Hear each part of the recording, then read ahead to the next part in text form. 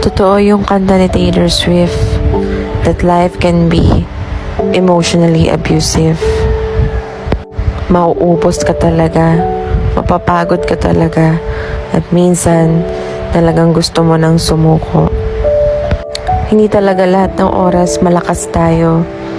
Hindi talaga lahat ng oras pabor lahat ng bagay sa'yo. Kaya buti na lang andyan si Lord. Si Lord na nakakaunawa sa atin. Si Lord na nagpapalakas muli sa atin. Si Lord na kahit kailan ay hindi tayo iiwan.